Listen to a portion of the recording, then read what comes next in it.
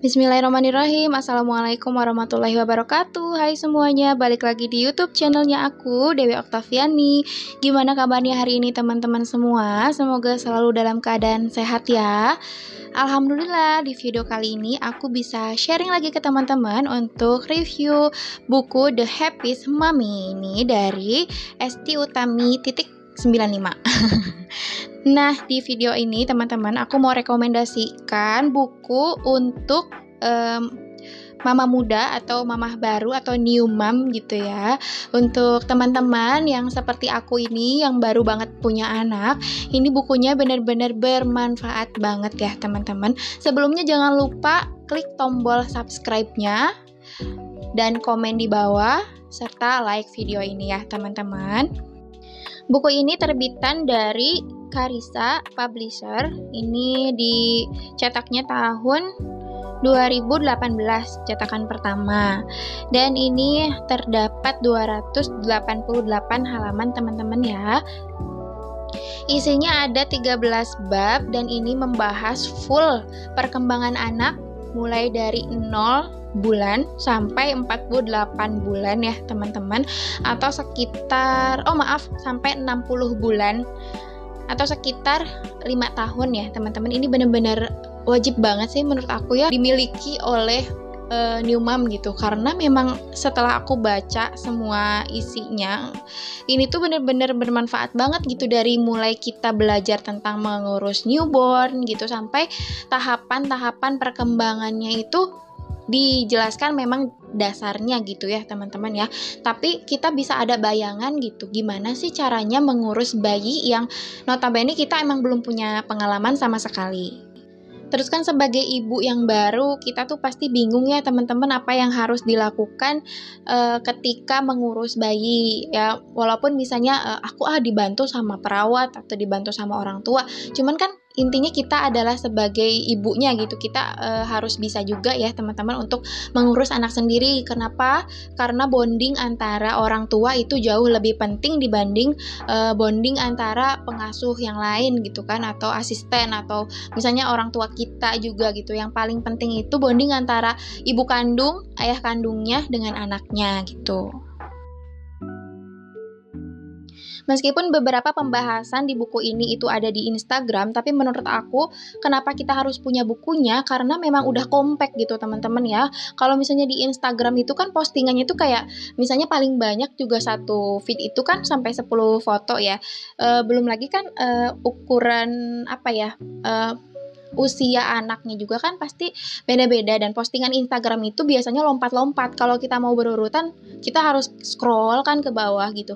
Tapi kalau kita punya bukunya, kita bisa kapan aja nih teman-teman buka setiap halamannya atau babnya gitu sesuai dengan usia anak kita. Atau kita mau lompat nih misalnya mau tahu perkembangan anak usia 4 tahun atau 5 tahun gitu kan. Kita bisa lompat gitu, kita bisa tahu halaman berapa gitu kan yang membahas tentang usia anak tersebut. Beda lagi kalau misalnya di Instagram kita dapat postingannya random gitu kan teman-teman, belum tentu sesuai dengan usia anak kita. Makanya kenapa buku ini sangat direkomendasikan, karena ini bisa menjadi bekal gitu atau landasan kita sebagai khususnya orang tua baru, agar kita punya bayangan gitu gimana caranya mengurus anak, terus perkembangan apa saja, pencapaian apa saja yang harus diraih oleh anak kita, itu sesuai dengan milestone-nya apa tidak gitu kan, terus stimulasi apa yang bisa kita lakukan. Walaupun di sini tidak dibahas secara mendalam, mendetail gitu, misalnya umur setahun gitu kan banyak pembahasannya, enggak gitu teman-teman. Tapi ini menurut aku cukup ya, karena kita udah punya bayangan dasarnya gitu. Jadi kita bisa mengembangkan topik-topik atau poin-poin tersebut menjadi lebih luas lagi gitu teman-teman.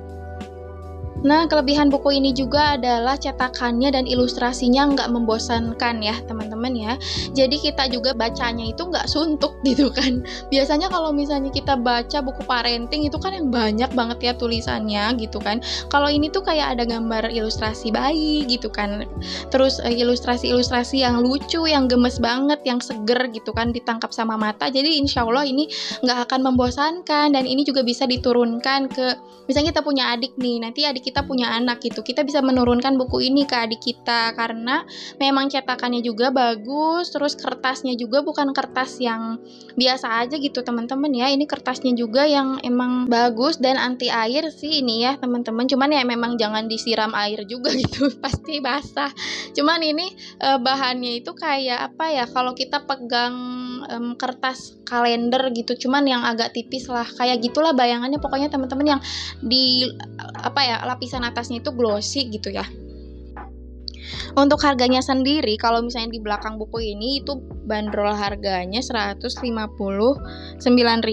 Cuman ini aku waktu itu beli cuma 30 ribuan aja teman-teman, karena lagi cuci gudang gitu. Terus aku belinya juga di temanku. Cuman ini ada di e-commerce, di Shopee, aku cari dan aku nemu tokonya. Ini jualnya murah banget, cuma 20.000.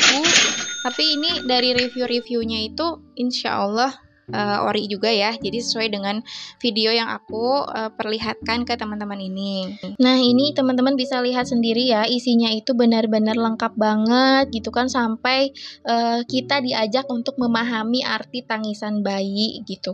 Gimana caranya memahami bayi yang sedang menangis. Itu kan kalau nangis bayi nggak hanya ingin menyusu ya, bisa jadi dia popoknya basah atau dia sakit gitu kan, atau misalnya pengen digendong, bosan, kesepian, itu kan macam-macam. Nah, kita tuh diajak untuk mengetahui maksud dari tangisan bayi itu, karena pasti ada ciri-cirinya gitu ya teman-teman.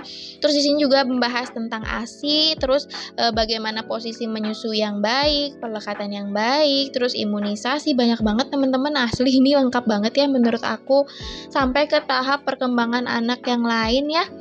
Dan ini dari setiap pembahasannya itu bisa kita jadikan referensi juga gitu, walaupun memang kita kan mencari ilmu parenting itu kan ya harus dari beberapa sumber juga ya, jadi tergantung kita mau ambil yang mana, sesuai apa enggak gitu sama perkembangan anak kita gitu kan ya, dan kemampuan kita sebagai orang tua. Aku juga mau kasih tips nih ke teman-teman ya. Aku baru kayak kepikiran sekarang gitu kan. Ya setelah aku punya anak ini gitu, kenapa enggak dari dulu aja gitu kan ya, saat hamil, terutama misalnya udah masuk trimester 3 nih.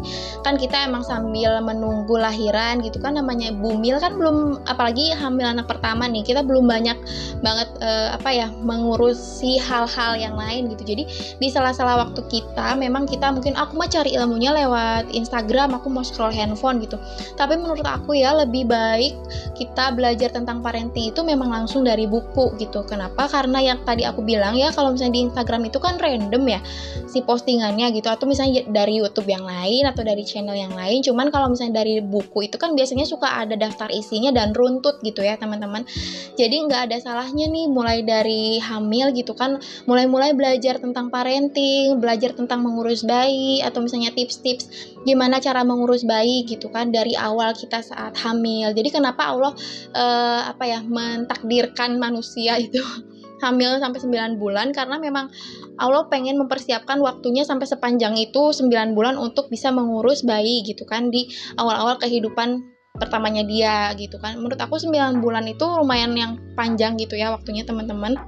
Jadi di waktu 9 bulan itu kita manfaatkan untuk banyak-banyak mencari referensi tentang pengasuhan, parenting anak, selain ya memang sesuatu yang kita alami ya tentang kehamilan atau tentang melahirkan gitu. Tapi parenting ini jauh lebih penting setelah anak lahir gitu. Parenting itu kan luas ya, mulai dari anak baru lahir gitu kan, bagaimana kita cara mengurusnya gitu. Belum lagi kalau misalnya udah punya anak nih teman-teman, apalagi anak pertama gitu kan, kita tuh akan kesulitan mengatur waktu gitu ya. Apalagi misalnya kalau udah lahiran terus kita beberapa bulan kemudian kita merantau dan kita mengurus anak itu sendirian, itu tuh akan sulit menemukan waktu-waktu yang kita gunakan untuk fokus misalnya mencari ilmu, membaca buku dengan tenang gitu teman-teman, karena pasti kita juga punya kerjaan lain dan pasti mengurus anak itu bukan sesuatu hal yang mudah gitu. Makanya saat hamil menurut aku itu adalah saat-saat yang paling harus dimanfaatkan untuk mencari ilmu atau referensi sebanyak mungkin. Beli buku-buku parenting, pasti bisa tenang gitu ya teman-teman membacanya, karena mungkin kita kan belum ada tanggung jawab untuk mengurus anak gitu. Jadi masih banyak banget waktu luang. Itu kan kita harus bisa memanfaatkan waktu luang yang sudah diberikan oleh Allah gitu teman-teman. Oke, mungkin itu aja video review dari aku dan tips singkat dari aku. Mohon maaf bila ada kekurangan ya teman-teman. Terima kasih sudah menonton videonya sampai akhir.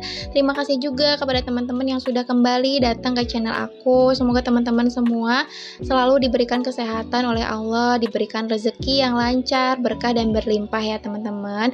Jangan lupa yang belum subscribe channel ini untuk bisa mendukung channel aku agar lebih berkembang lagi ya.